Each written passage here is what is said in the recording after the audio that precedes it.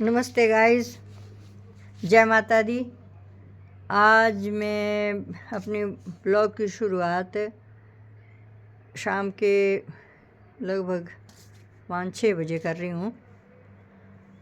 और देखो मौसम ऐसा है, अब तो सूर्य देवता जो है वो अस्त हो गए हैं, अस्त होने को ही है। अब दिख नहीं रहे हैं ना, इस तरफ पहाड़ी की परली तरफ होंगे, नहीं दिख रहे हैं, डूबते हैं। हाँ, डूबने वाले क्या, डूब ही रहे हैं। और ऐसा देखो थोड़े थोड़े बादल छाए हुए हैं ऊपर आसमान में भी। देखो लाल लाल रंग के ये वाले दिख रहे हैं आपको, लालिमा है। ये सूर्यास्त हो रहा है ना, उसकी किरणें पड़ी हुई हैं, ये तभी है लाल, तभी दिख रहा है लाल लाल। और बारिश हो नहीं रही है, काफ़ी दिन हो गए, और धूल ही धूल है चारों तरफ, धूल ही धूल, धूल ही धूल। और आज मैं आपको एक बहुत ही औषधीय पौधे के बारे में बताने जा रही हूँ। ये पौधा जो है वो ये हमारे यहाँ पे मैंने तो गमलों में लगाया हुआ था, अब तो मैंने हार्वेस्ट कर दिया, यानी इसको निकाल दिया वहाँ से, क्योंकि अब इसकी फसल जो है वो ख़त्म हो गई है और इसमें फिर उगना शुरू हो जाएगा बाद में, यानी कि बरसात में फिर निकल आएगा ये। जैसे जैसे हम पानी देते जाते हैं तब तब ये निकलता जाता है, क्योंकि जो इसमें बीज गिर गए होते हैं ना हमारे इन गमलों में, तो फिर से निकल आता है। जैसे हम पानी देते हैं ना इनको हर रोज़, तो फिर निकल आता है ये। और ये पौधा जो है इसको बोलते हैं हरियाणा में मरुआ, मरुआ बोलते हैं इसको हरियाणा में। और ये देखो अलग अलग प्रांतों में इसके अलग अलग नाम हैं।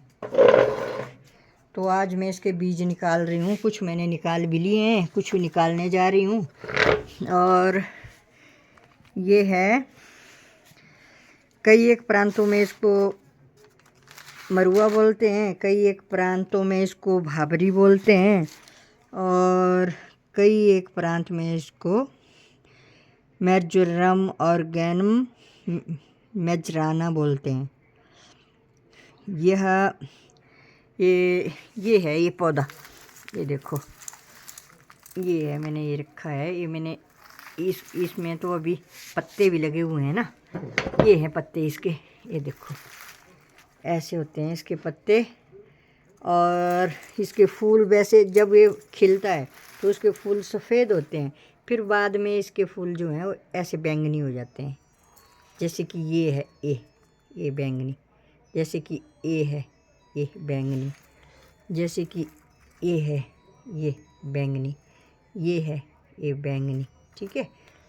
और जब शुरू में जब इसके फूल निकलते हैं तो वाइट होते हैं, फिर ये सूख करके जब ये फिर मतलब ये जो पत्ते हैं झड़ जाते हैं ना सूख के, और फिर ये जो हैं ये ऐसा रूप धारण कर लेते हैं, ये वाला सूख जाते हैं ना, ऐसा रूप धारण कर लेते हैं। फिर इसके बाद इनको हम निकाल लेते हैं। इनकी झाड़ी ये इतनी सी होती है लगभग, कितने, यानी कि ये होगी 1.5 फुट ऊंची, यानी ऐसे होती है ना, तो ये होगी 1.5 फुट या 2 फीट या 1.5 फीट ऊंची होती है, ठीक है। और इसकी पत्तियां बहुत बड़ी भी नहीं होती। ये पौधा जो है, ये पौधा है गाइस, ये जो हमारी ये है ना तुलसी माता, यानी तुलसी का ये दूसरा रूप है ना। और इसकी पत्तियां जो है बहुत सुगंधित होती हैं, यानी बहुत ही खुशबूदार होती हैं ये पत्तियां। ये जो पत्ते होते हैं ना ये बहुत खुशबूदार होते हैं, और जिसके मुंह में दुर्गंध हो ना उसको ये हमेशा चबाने चाहिए। और इन पत्तों की ऐसे चबाना चाहिए जैसे मैं चबा रही हूँ। ये पेट के रोग के लिए भी बहुत अच्छी होती है पत्तियाँ। इनकी चटनी बनाई जाती है, जैसे हम चटनी बनाते हैं तो भी गाइस इन पत्तों का प्रयोग करते हैं हम। बहुत खुशबूदार पत्ते होते हैं, जैसे कि हम घर का, जो हमारे बुजुर्ग थे वो नमक बनाते थे घर का।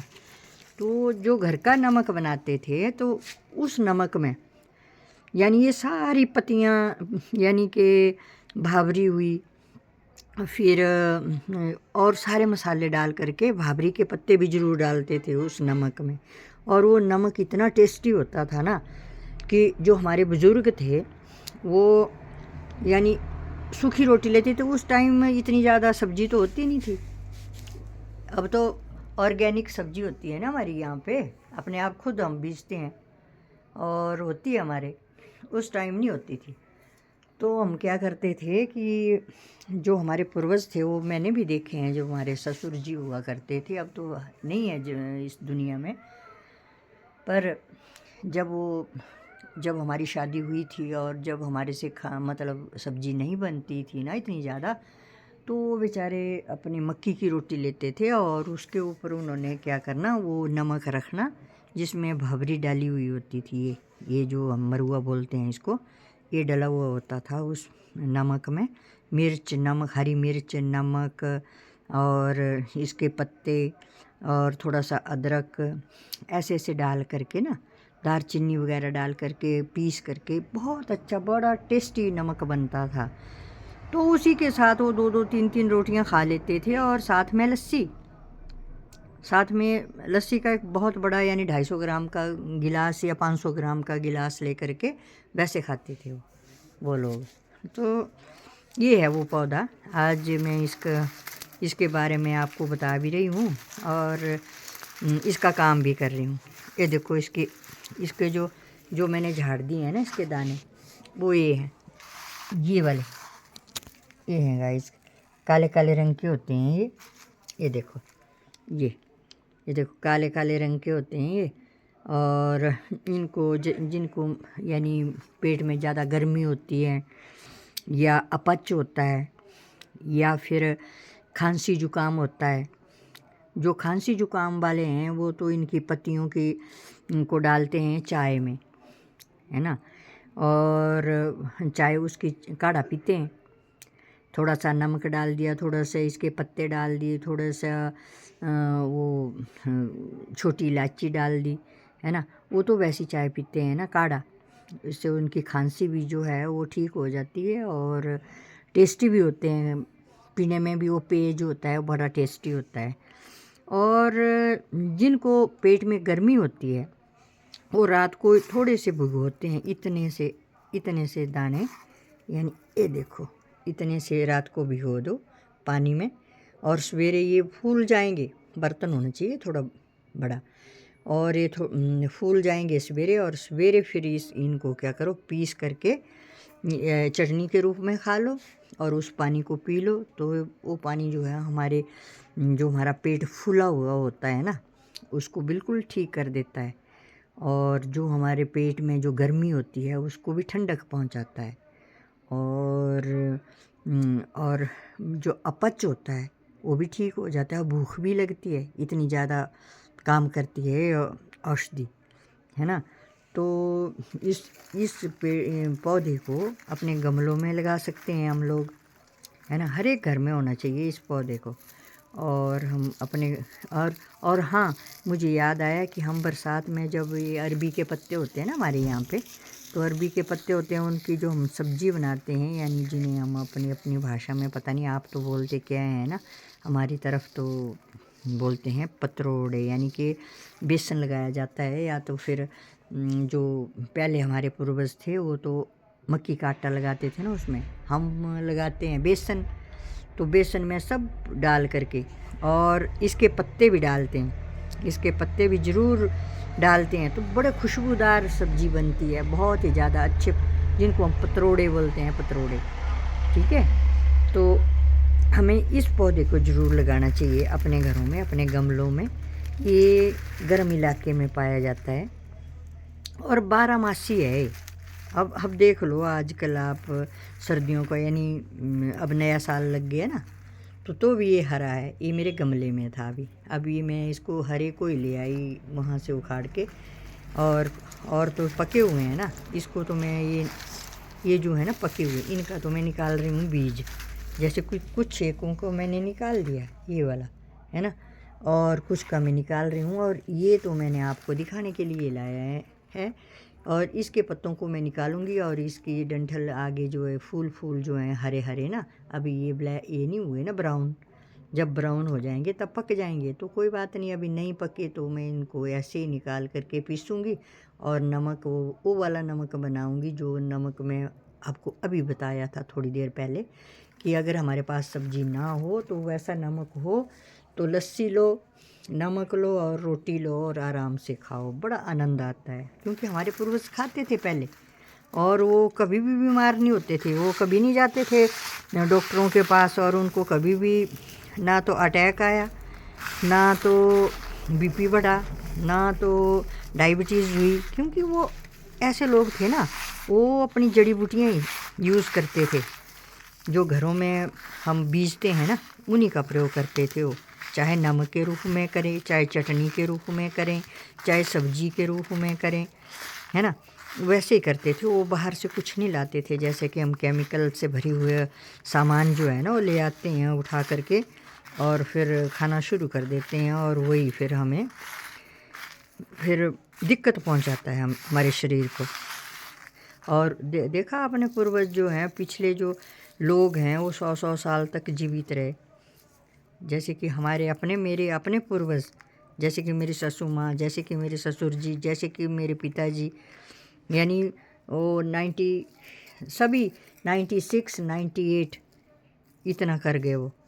और अब की बार तो है ही नहीं लोगों में, यानी 40 भी बड़ी मुश्किल से क्रॉस कर रहे हैं आजकल के बच्चे, क्योंकि उनका खान पान ठीक नहीं है, उनका रहन सहन और खान पान बहुत गंदा है।